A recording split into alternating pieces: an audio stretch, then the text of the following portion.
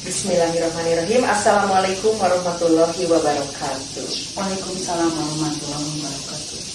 Di sini saya bersama Ibu Nia akan mengadakan percakapan mengenai coaching supervisi akademik, yaitu dari modul 2.3.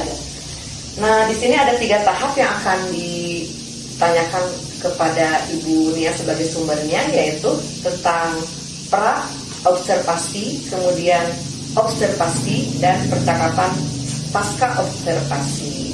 Alhamdulillah di sini di hadapan saya sudah ada Ibu Nia. Ibu Nia, selamat siang, Bu Nia. Selamat siang, Bu Nia. Iya, Bu Nia, di sini saya akan mengadakan percakapan ya, santai saja Bu Nia, tentang karena kebetulan Ibu Nia ini adalah salah seorang guru dari SMP Negeri 2 Pacet. Beliau mengajar di kelas 7 mata pelajaran IPA. Bu Nia, akan ada beberapa pertanyaan nih dari saya. Baik, Bu Nia.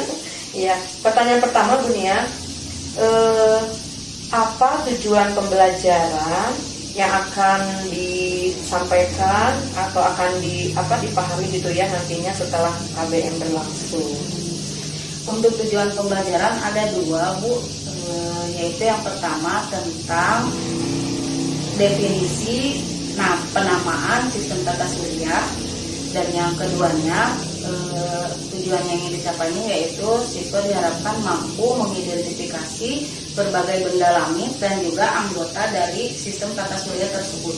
Oke, berarti ada 2 ya Bu ya, pembelajarannya. Oke Bu, berikutnya Bu, kalau mengenai area pengembangan yang hendak dicapai nantinya itu apa? Nah, dalam kegiatan nanti KBM nanti saya ingin mengembangkan kompetensi saya khususnya dalam pembelajaran berdiferensiasi dan juga penanaman sosial emosional di kelas. Ya, jadi saya ingin nyoba itu karena itu buat saya adalah hal baru ya, saya dapat dari Ibu. Saya ingin mencoba mempraktekkan itu gitu, seperti apa penyelenggaraan pembelajaran berdiferensiasi, khususnya saya cobakan di materi sistem tata surya ini. Menarik deh kayaknya ini ya Bu ya. Ada kata-kata berdiferensiasi, kemudian PSE dan budaya positif ya Bu Nia ya. Ya, berarti ada 1 ya dari area pengembangan yang Ibu sampaikan tadi. Kemudian yang ketiga Bu, strategi apa yang akan dipersiapkan oleh Bu Nia untuk menghasilkan pembelajaran yang berdiferensiasi PSE dan budaya positif tersebut? Betul. Terkait dengan pembelajaran berdiferensiasi, saya akan menyiapkan konten pembelajaran itu baik dalam segi 2 dimensi, jadi nanti saya akan inginkan gambar-gambar, kemudian ada juga dalam bentuk bahan tayang menggunakan proyektor, dan juga video yang saya bagikan melalui grup kelas karena kami ada grup WA, yaitu untuk diferensiasinya. Kemudian di diferensiasi hasil juga saya nanti pada akhirnya tagihannya itu akan membuat proyek, anak itu membuat model tata surya, dan saya membebaskan, silahkan mau dalam 2 dimensi, 3 dimensi, gambar timbul misalnya, ataupun membuat video juga boleh gitu. Saya cobakan gitu. Iya Bu Nia, dari pembicaraan barusan sepertinya ingin buru-buru deh ini ya, langsung observasi. Nah, itu mungkin Bu Nia ya, pra observasi yang saya sampaikan, semoga nanti akan lancar di observasi. Kira-kira kapan Ibu Nia mau melaksanakan observasi? Insya Allah Bu, saya sudah rencanakan ini karena jadwal kelas saya di hari Senin. Hari Senin barangkali Bu di jam ketiga keempat. Iya, siap. Terima kasih Bu Nia ya, dari awal sampai akhir alhamdulillah sudah ada gambaran begitu ya. Kita nanti akan ketemu lagi pada saat observasi. Baik. Demikianlah percakapan kami pra-observasi mengenai coaching supervisi akademik dengan Ibu Nia, dan kita akan ketemu kembali di langkah berikutnya yaitu pada saat observasi. Terima kasih. Assalamualaikum warahmatullahi wabarakatuh. Hatur nuhun Ibu Nia. Sami-sami.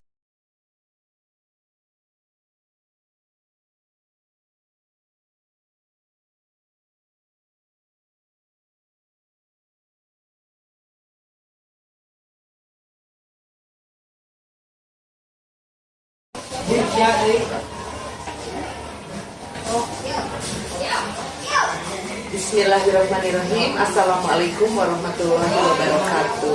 Waalaikumsalam. Terima kasih Ibu Nia. Sama-sama. Kami yang hadir di sini untuk selanjutnya akan melakukan pasca observasi dengan metode coaching supervisi akademik.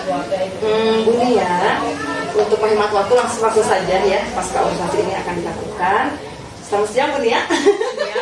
Iya, wah lelah juga ya kayaknya ya Buni ya, kemarin sudah melaksanakan observasi pembelajaran. Setelah sebelumnya kita observasi, kemudian observasi pembelajaran, dan kini saatnya kita akan melaksanakan pasca observasi Bunia ya.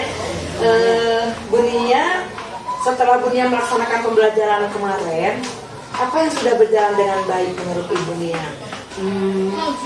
Baik Bu Eji, sebelumnya terima kasih ya atas bimbingannya.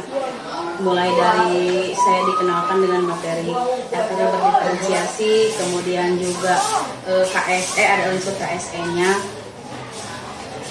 dibimbing untuk menyusun RPP-nya, dan kemudian diuji cobakan. Ibu juga mau mengamati saya di kegiatan observasi. Ya, dari apa yang sudah saya rancang di dalam RPP tersebut, insya Allah saya merasa hampir 90% sudah bisa saya laksanakan tahap demi tahapnya. Menurut Bu Nia, apa yang perlu ditingkatkan dari proses pembelajaran kemarin? Ya, baik. Kalau secara dilihat dari tahapan yang sudah saya rencanakan, memang sudah saya lakukan sesuai step by step-nya Bu Haji. Tetapi memang saya merasakan ada hal-hal yang masih belum maksimal yang saya laksanakan di kelas. Satu hal mungkin karena memang ada sesuatu yang baru, jadi masih agak canggung di saya. Kemudian kalau yang saya rasakan kurang itu, karena saya kan mengajar menggunakan bahan tayang ya Bu Eji, di mana saya memutarkan video juga, animasi atau simulasi pergerakan planet-planet, di mana waktu itu saya kurang mempersiapkan pointer gitu. Jadi karena saya harus memindah-mindahkan slide dari satu tayangan lain, sehingga saya lebih banyak terfokus kegiatannya itu di depan. Akibatnya anak jadi ada yang kurang terperhatikan oleh saya gitu. Jadi dari segi pengelolaan kelas saya merasa masih ada yang luput, walaupun saya menyadari itu, tapi saya kurang bisa bergerak gitu, karena kan saya harus memindahkan bahan tayang. Karena saya tahu ada 2 atau 3 orang yang sebetulnya mereka memperhatikan, tapi kok sepertinya masih kurang semangat gitu. Seandainya saya membawa pointer saat itu kan saya mungkin bisa keliling, menghampiri anak tersebut. Kenapa sih kurang semangat? Apakah mungkin ada kesulitan atau bagaimana? Itu yang pertama mungkin Bu. Kemudian yang kedua, ketika saya mencoba teknik KSE di dalam pembelajaran menyisipkan, yaitu yang teknik mindfulness itu, mungkin karena itu adalah hal pertama yang saya lakukan di kelas, anak-anak juga ada yang canggung gitu, ada yang senyum-senyum, ini apa gitu. Sebetulnya saya sendiri juga sebagai guru yang mempraktekkan itu, memang saya juga canggung gitu. Aduh, ini gimana ya kalau aku gitu, gimana, tapi mungkin itu karena hal baru gitu.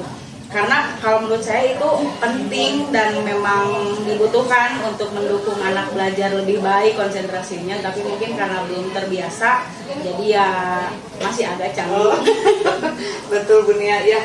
Alhamdulillah dari pengalaman belajar Bu Nia yang kemarin, proses KBM kemarin dengan metode yang baru yang Bu Nia tadi berdiferensiasi dengan KSE itu, akhirnya kan terlihat ya Bu Nia ada, oh ini anak itu tidak seperti yang mau bicara tapi gimana gitu ya Bu Nia ya. Nah sekarang dengan kondisi 2 yang sudah Bu Nia tadi utarakan, bagaimana, ada nggak hal-hal yang harus dilakukan untuk memperbaikinya begitu ya, supaya hal itu tidak terjadi?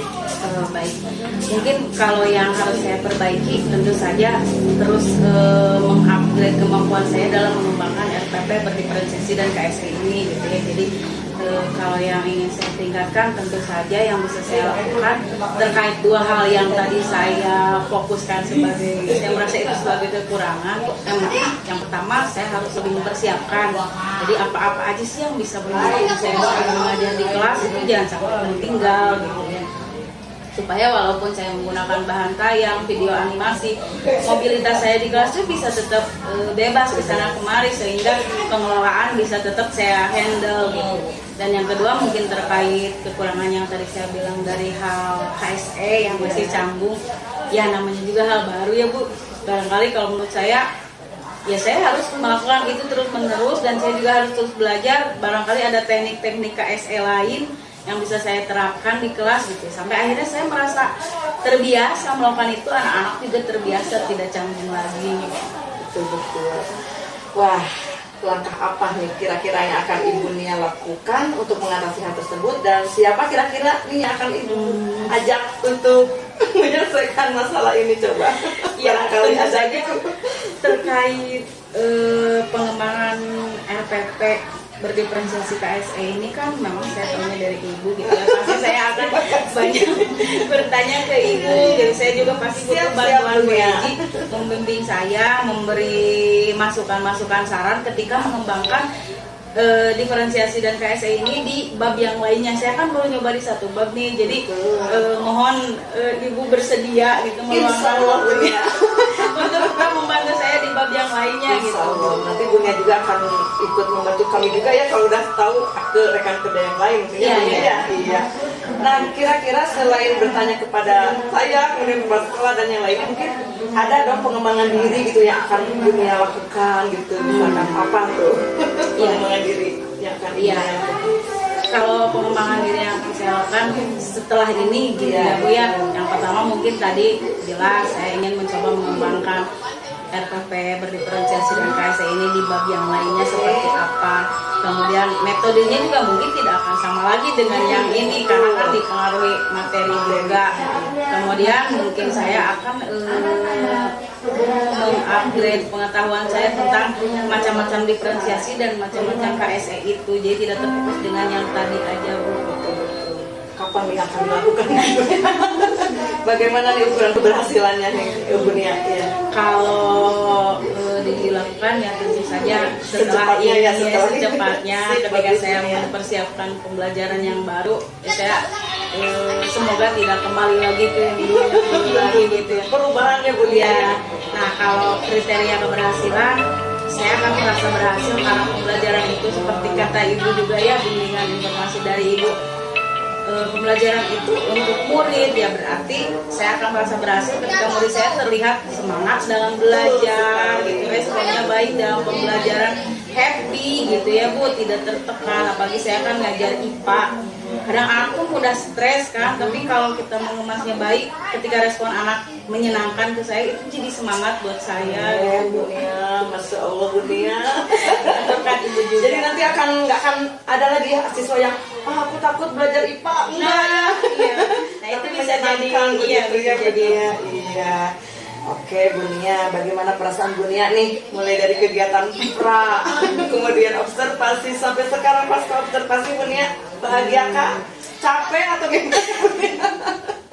Jujur sih, karena ini sesuatu yang baru tentu lumayan menguras energi ya Bu Eji, tapi saya merasa ini seru gitu, menantang, dan melihat baru sekali aja respon anak tuh udah jauh berbeda gitu dibanding ketika saya mengajar biasa-biasa aja gitu. Jadi ya walaupun lelah gitu ya, capek dan menyita waktu lebih banyak gitu karena saya harus mempersiapkan segala sesuatunya, tapi ketika melihat respon anak baik, saya merasa senang gitu, seru, dan merasa tertarik mengembangkannya.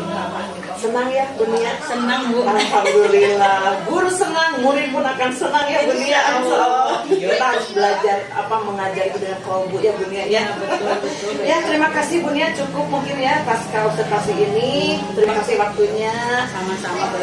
Alhamdulillah, pasca observasi dengan metode coaching supervisi akademik telah selesai. Semoga bermanfaat khususnya bagi saya dan juga rekan saya, dan akan bermanfaat pula di lingkungan sekolah di mana tinggal. Terima kasih.